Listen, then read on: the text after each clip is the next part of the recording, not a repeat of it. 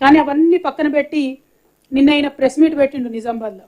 పెట్టి ఏం చేస్తారు, కేసీఆర్ గారిని అనరాని మాటలు అంటున్నాడు. ఎన్ని రకాల మాటలు అనాలో అని అన్నాడు.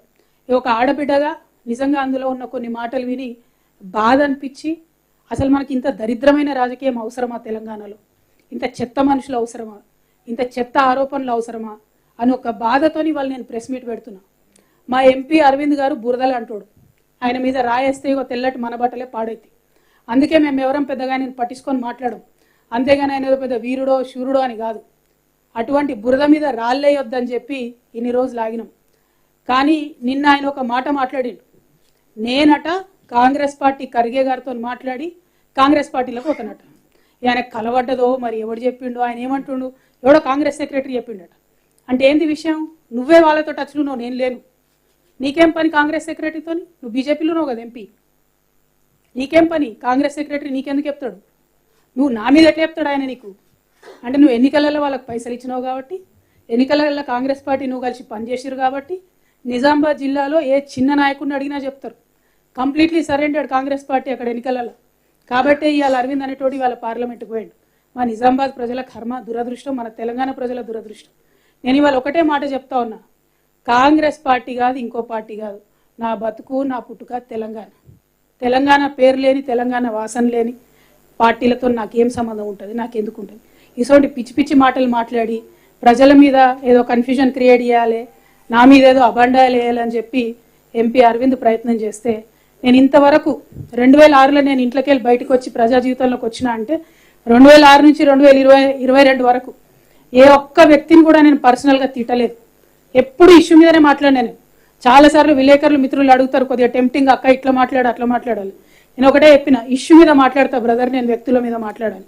కానీ వాళ్ళ వ్యక్తి మీద వ్యక్తిగతంగా చెప్తున్నా నేను, అరవింద్ గుర్తుపెట్టుకో, ఇంకోసారి నా గురించి పిచ్చి పిచ్చిగా మాట్లాడితే నిజామాబాద్ చౌరస్తాలో చెప్పుతో కొడతా, మామూలు కూడా కాదు. తమాషాలు అవుతున్నాయా చూస్తూ ఊరుకుంటుంటే? భాష లేదు, పద్ధతి లేదు, మాట లేదు, మంతి లేదు, కేసీఆర్ గారు గౌరవం లేదు, ఇంకోరు లేదు. ఏం చేసినావు, నీ కాంట్రిబ్యూషన్ ఏముంది తెలంగాణకి? ఎందుకోసం మాట్లాడుతున్నావు ఇట్లా? ఎవరి మీద పడితే వాళ్ళ మీద ఎంత పడితే అంత మాట మాట్లాడితే చూస్తూ ఊరుకుంటావు అనుకుంటున్నావా? బిడ్డ చెప్తున్నా, ఎక్కడికి పోతావో ఎన్నికలలో పో, ఎంటబడి ఓడిస్తా నిన్ను. అదేవిధంగా ఇట్లా మాట్లాడినావు అనుకో, మామూలుగా దన్నం పట్టుకొని తంతం బిడ్డ, ఎక్కడికి పోతా అక్కడ. తమాషాలు అవుతున్నాయి చూస్తూ ఊరుకుంటుండే. రాజకీయం చేయి, ఇట్లా పిచ్చేషాలు వేయకు. ఇంకొకసారి మాటలు రావనుకోకు, వచ్చు మర్యాద ఉండాలి పాలిటిక్స్లో, దిగజారొద్దు. ఒక ఆడబిడ్డతో ఇవాళ ఇంత మాట అనిపించుకున్నావు అంటే ఈ రాష్ట్రంలో రాజకీయాలను భ్రష్టు పట్టిస్తున్నావు అని అర్థమైంది కాబట్టి నేను చెప్పడానికి వచ్చిన. ఇంకొకసారి ఈ వ్యక్తి మీద నేను మాట్లాడను జీవితంలో, కానీ ఈ వ్యక్తి రాజకీయంగా ఎక్కడ పోటీ చేసినా అక్కడ పోయి మరీ ఓడిస్తా. ఎక్కడన్నా పిచ్చి పిచ్చి వేషాలు మాట్లాడితే మాత్రం మెత్తగా దంతం వెంటబడి ఓడిస్తాం చెప్తున్నా. ఎందుకంటే ఒకటే చెప్తారు తెలంగాణలో, కుక్క కాటుకు చెప్పు దెబ్బ మామూలు విషయం అర్థం కాదు కుక్కకు. కాబట్టి అలా చెప్తున్నా, ఇంకొకసారి నా మీద నేను పార్టీ మారుతా అని ఇదని అదని అడ్డమైన కూతలు కూస్తే చెప్పు తీసుకొని నిజామాబాద్ చివరస్తాలో కొడతా బిడ్డ. ఏమనుకుంటున్నావు? అన్పార్లమెంటరీ అనుకోండి, ఇంకోండి. 16 సంవత్సరాలు ప్రజా జీవితంలో చాలా ఓపికతో పేషెన్స్తో ఉన్నటువంటి నన్ను ఇవాళ ఇంత మాట నా చేత అనిపించిందంటే వాడు ఎంత చీప్ ఫెలోనో మీ అందరూ ఆలోచన చేసుకోండి. తెలంగాణ ప్రజలకు నేను క్షమాపణ చెప్తున్నా ఇట్లా మాట్లాడుతున్నందుకు. కానీ తప్పక ఆవేదనతోని, బాధతోని, ఒక ఆడబిడ్డనైనా రాజకీయాల్లో డిగ్నిఫైడ్గా ఉండాలి. నన్ను చూసి 10 మంది ఆడపిల్లలు రాజకీయాల్లోకి రావాలనుకున్నా, కానీ ఎవరు కూడా వెనక్కిపోవద్దు అనుకున్నా నేను. కానీ వాళ్ళు ఇట్లా మాట్లాడాల్సి వచ్చినందుకు బాధతో మాట్లాడుతున్నా. ఇవాళ ఇంకో విషయం కూడా నేను చెప్తున్నా, అడగండి ఖర్గే గారిని. ఇంతమంది ప్రెస్ మిత్రులు ఉన్నారు కదా, నేను ఫోన్ చేసిందేమో అడగండి ఖర్గే గారిని. ఖర్గే గారు మాకు పార్లమెంట్లో తెలుసు, మాలాంటి ఫస్ట్ టైం పార్లమెంట్ మెంబర్లు అందరినీ కూడా దగ్గరికి కూడేసుకొని మాట్లాడి ఆయన అనేక విషయాలు చెప్పేటోడు. ఫ్రెండ్షిప్ ఉంది, అందరితో ఉంటుంది, 100 మందితో ఉంటుంది. నీలాగా పిచ్చోళ్ళతో ఎవరు మాట్లాడరు. మంచోళ్ళతోని, పాలిటిక్స్లో పొలైట్గా ఉండేటోళ్ళతో అందరు మాట్లాడతారు.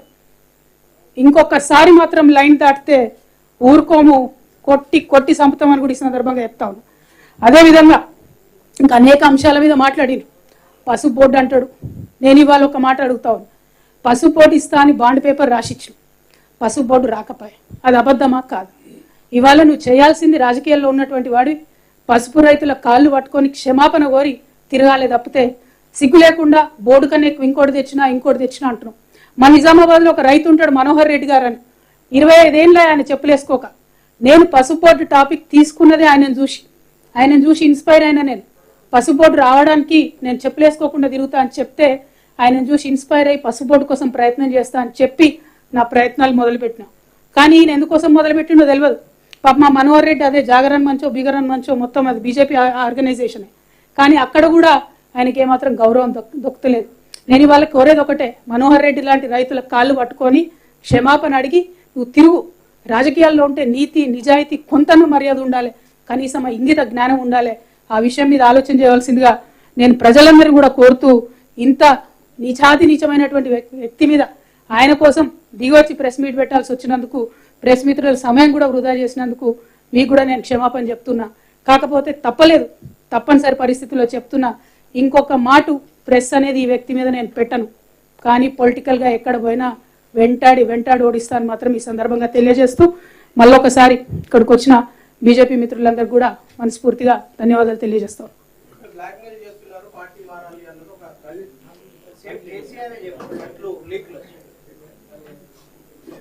లీక్ ఎవరిచ్చిరన్న ఫస్ట్ నాకు అది పెద్ద ప్రశ్న అసలు.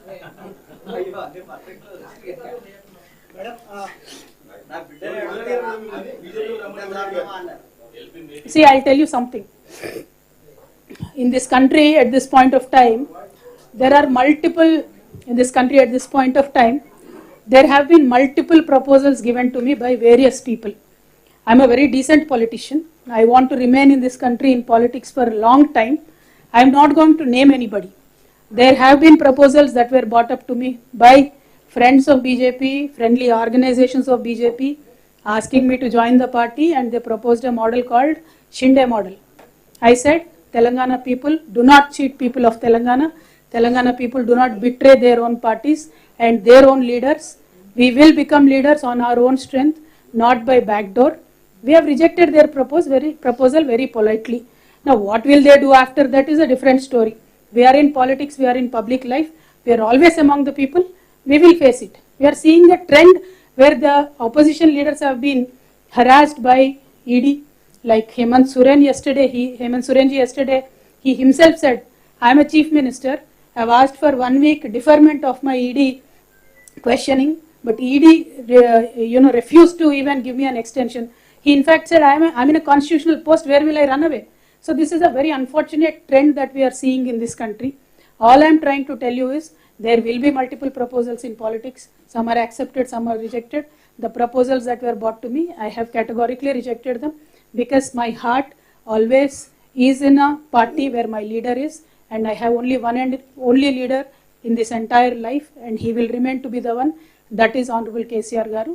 My life, my entire political career is with him and only with him. That I have categorically told to the people whoever came, and they went back. Well, what will they do after that is irrelevant. Whatever they do, we will face it. It is not a big deal. You've been targeted by the agencies because you are not shifting out of TRS now. See, well, I can't say that, because as of now I did not get a summon. Officially I am not summoned, or officially there is nothing on me. But unfortunate situation in this country is, unofficially there is a leak every day. Unofficially there is a scam every day. When BJP party leaders were speaking about so-called liquor scam, I got a court order. If they have any respect for the honorable courts, they should not speak. But BJP leaders we've seen have no respect for any kind of institutions in this country. So they're constantly speaking. See, it is up to the people to decide. If there is a scam at all, if there is a proof at all, let the agencies come, we will cooperate. In past few months, ma'am, we are witnessing heightened activity of central agency, IT, ED, CBI. There is increased activity of these agencies. You believe these are politically backed activities? जी, लालू प्रसाद जी ने एक बार बहुत अच्छे से बताया था कि BJP के 3 दामाद हैं, ईडी, सीबीआई, आईटी. तो ये 3 दामाद जब भी बुलाए आ जाएंगे, वही ओपोनेंट्स के घर पे ही आ जाएंगे. तो हालत तो ऐसा ही है, क्योंकि जब से बीजेपी पावर में आई है तब से लेके आज तक तकरीबन 25,000 केसेस ऑपोजिशन लीडर्स पे लगाए गए, लेकिन एक भी केस बीजेपी नेता पे नहीं है. आज जनता को यह सोचना चाहिए कि बीजेपी के नेता पे ईडी क्यों नहीं लगती, आईटी क्यों नहीं लगती, सीबीआई क्यों नहीं लगती. क्या ये दूध के धुले हुए हैं, गंगा मैया में पैदा होके आए क्या? ऐसा तो नहीं है ना. क्यों बीजेपी नेताओं पे ईडी नहीं लगती? और जो नेता पे ईडी लगता है, या तो वो जय मोदी करेगा तो नई ईडी होगा, नहीं तो जय मोदी नहीं बोलेगा तो फिर ईडी होगा। ये तो ED, CBI, IT have become a washing powder Nirma kind of a concept. Nirma में नहला के बीजेपी में ले लेते हैं। तो this is what they are doing. Unfortunate situation, but there is a time. बहुत ज्यादा हो गया ये इस तरीके का राजनीति, लोगों को भी पसंद नहीं आ रहा है। बराबर लोगों से एक इनकलाब निकल के आएगा और बराबर हमारे जैसे नेता जो है, जो लोगों में हमेशा रहते हैं, हमारे साथ जनता देगी, हमारा पूरा पूरा विश्वास है। अरविंद के घर के ऊपर प्रोटेस्ट हुआ है ना, अभी vandalized। Arvind Dharmapuri has raised an allegation that you tried to contact the Congress leaders. What do you have to say? Madam, मैंने अभी तक बताया था, वो एलिगेशन किस तरीके से अरविंद जी के सपने में आया मुझे तो नहीं मालूम, लेकिन आप तो नेशनल चैनल पे काम करती है मैडम, आप खरगे जी को फ़ोन लगा के पूछे क्या मैंने खरगे जी से फ़ोन किया है, बात किया है। वैसे मुझे किसी भी पार्टी में ज्वाइन करने में कोई भी इंटरेस्ट नहीं है। हमारा पार्टी टीआरएस अभी बीआरएस बनाए, कल को नेशनल लेवल पे काम करेगा, हम बराबर नेशनल लेवल पे काम करेंगे। जो आज हमने तेलंगाना में विकास करके दिखाया है, वो कल के दिन पूरे भारतवर्ष में विकास करने के लिए अलग अलग मॉडल बनाएंगे, जनता के पास जाएंगे, जनता मानेगी, मदद देगी तो बराबर उनके लिए काम करेंगे। మీకు V6 వాళ్ళకి తెలియకుండా అడుగుతారా నన్ను?